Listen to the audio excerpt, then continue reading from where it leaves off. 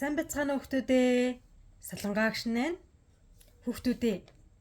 Та нар хөл бөмбөгийн тэмцээн үзчихсэн үү? Та нар зурган дээрээс Жүүнийг хардаа. Өнөөдөр тэр хөл бөмбөг тоглоод гол оруулсан бололтой. Гэхдээ нэг л сонирн байна да.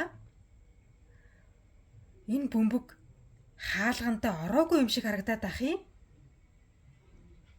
Эсвэл өөрөө гол оруулаагүй ч гэсэн яг л өөрөө гол оруулсан юм шиг царай гаргаж зогсож байгаа юм болов?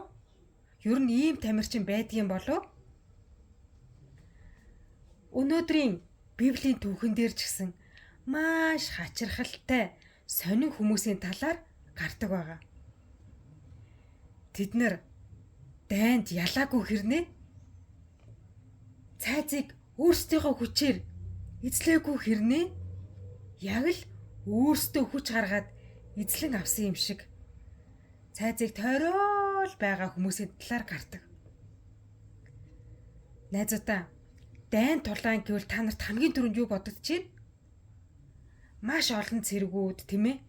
Тэгээд дайсантайгаа тулалдах үедээ жаад, сэлэм, эсвэл дүүгүүр ч юм уу те ямар нэгэн зэвсэг гаргаж ирээд дайсантайгаа тулалдах хэрэгтэй үсттэй.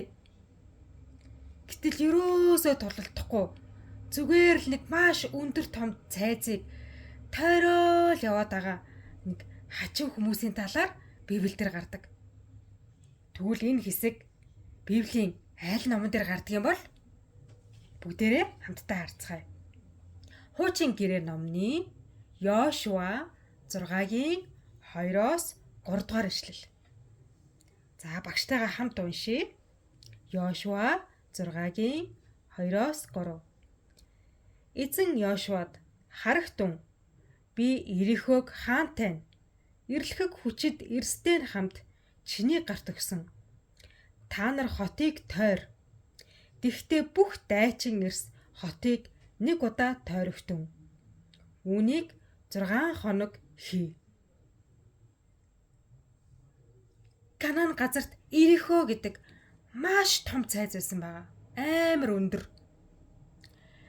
Ирихо хотын иргэд Израильчуудаас айгаад Ирихо цайзынхаа хаалгыг дангинд л төвчсөн байгаа. Үнэхээр энэ цайзыг харах юм бол хүн дээгүүр нь авирч гарах ямар ч боломжгүй. Шат тавих ч ямар ч боломжгүй.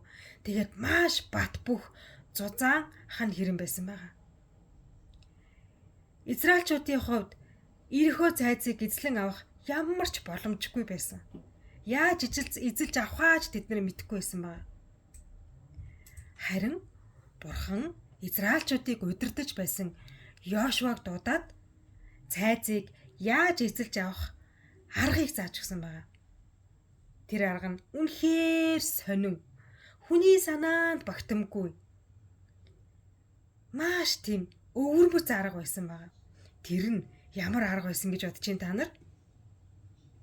Үнэхээр байж боломгүй аргыг Бурхан Йошуад зааж өгсөн байна. Тэгээд Йошуа Израиль ард түмнийхээ тахилч нарыг цуглуулад Бурханы өөрт нь зааж өгсөн тэр аргыг дамжуулж хэлж өгсөн байна. Тэр нь ямар арга байсан гэж? Израилийн бүх хүчирхэг эрчүүд тийм ээ бүх дайнд явах чадвартай мундаг цэргүүд тахилч нар бүх ард түмэн өдөрт нэг удаа Ирихо цайзыг тойрон алхаарай гэж хэлсэн байгаа. Ингиж тойрон алхахдаа ямар ч дуу чимээ гаргахгүйгээр чив чимээгүй цайзыг тойрч алхаарай гэж хэлсэн байгаа. Үнэхээр сонирн байгааз. Уг нь дайн тулаанд явж байгаа юм чи байлдах хэрэгтэй шүү дээ тийм ээ. Гэтэл Бурхан тэднийг Ирихо цайзыг өдөрт нэг удаа маш чимээгүйгээр тойроорой гэж хэлсэн байгаа. Ингээд 6 өдрийн турш цайзыг өдөрт нэг удаа тойр гэж хэлсэн байгаа. Харин 7 дахь өдөр нь цайзыг 7 удаа тойрох ёстой гэж хэлсэн. Тэгээд 7 удаа чив чимээгүй тойрч дуусныхаа дараа тахилч нар гарч ирээд эвэр бүрээ үлээж дуугаргамагц бүх ард түмэн хамгийн чангаараа хашгир гэж бурхан тушаасан байна. Израилийн ард түмэн бурханы зааж өгсөн энэ арга нь үнэхээр байж боломгүй, маш хачин жигтэй, бүр хүний санаанд багтамгүй сонин арга байсан. Үнэхээр тийм байж боломгүй арга мэд санагдчихсэн ч гэсэн израильчууд эцээ хүртэл бурхандаа итгэсэн байна. Тэгээд бурханы зааж өгсөний дагуу бүх израильчууд тахилч нартайгаа цэргүүдтэйгээ тийм ээ бүх хүмүүс Ирихо цайзыг өдөрт нэг удаа маш чимээгүйгээр тойрч алгасан байна.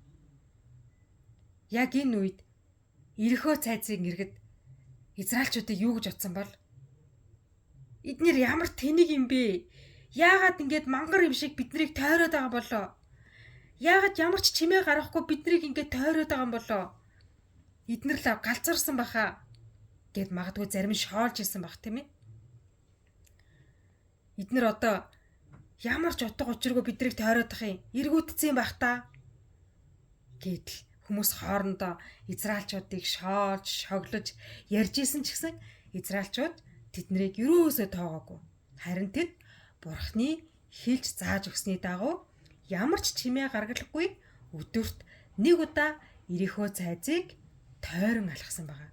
Ингээд 6 өдрийн турш өдөрт нэг удаа тийм ээ үүнийгээ хийгээд л байсан байгаа. Ирихо цайзыг тойрсон.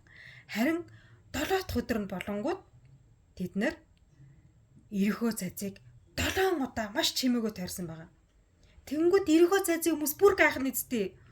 Үе энэ израильчууд чи бүр солиорчиж өнөөдөр бүр тойруулахын бүр 7 удаа тойрлоо штэ гэх бүр зарим шоолж исэн байгаа. Яг тэгээд израильчууд Ирихо цайзыг 7 удаа тойроод дуусмагцсан тахилч нар гарч ирээд эвэр бүрээгээ гаргаж ирээд маш чангаар бүрээгээ үлээсэн байна. Энэ израильчууд дахин болсон тийм. Тахилч нар бүрээгээ үлээнгүүт Израилийн бүх эрчүүд хамгийн чангаараа оохай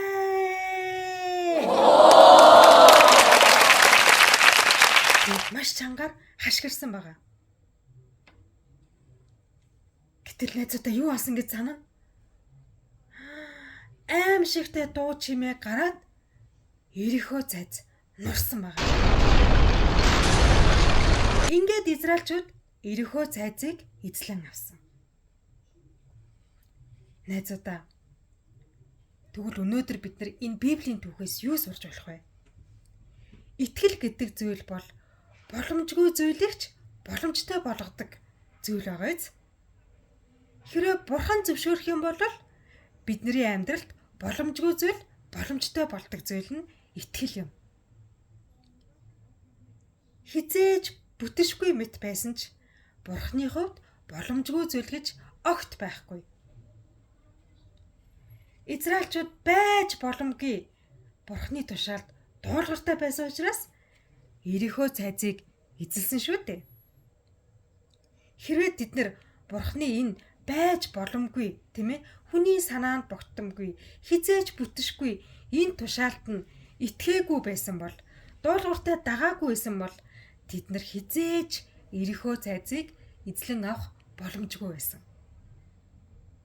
Харин израильчууд бурханд эцсээ хүртэл итгээд дуулууртай дагсан учраас тийм ээ дуулууртайгаар мангар хүн шиг тийм ээ тэр цайзыг 7 удаа тойрохдоо Ирихо цайзыг хүмүүс тэдрийг шоолж инээж исэн ч гэсэн тэд нар эцсээ хүртэл бурхны үгэнд дуулууртай хандсан учраас Ирихо цайзыг нурааж чадсан.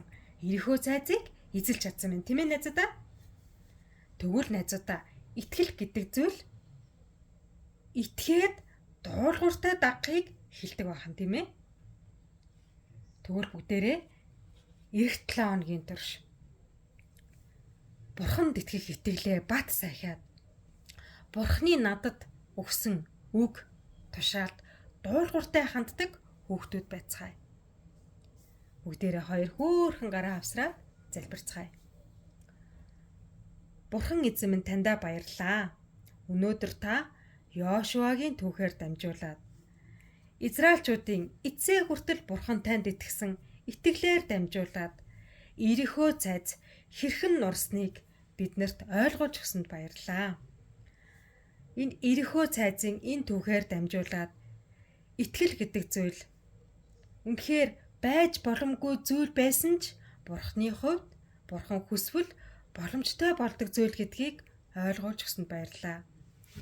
Бидний хувьд боломжгүй, бүтшгүй зүйл харин Бурханы хувьд боломжтой гэдгийг харуулж өгсөнд баярлалаа.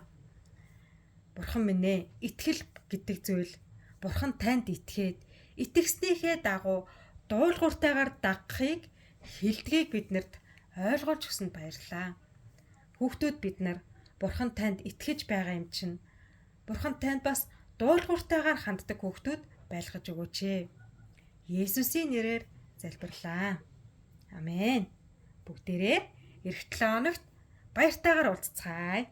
Баяртай.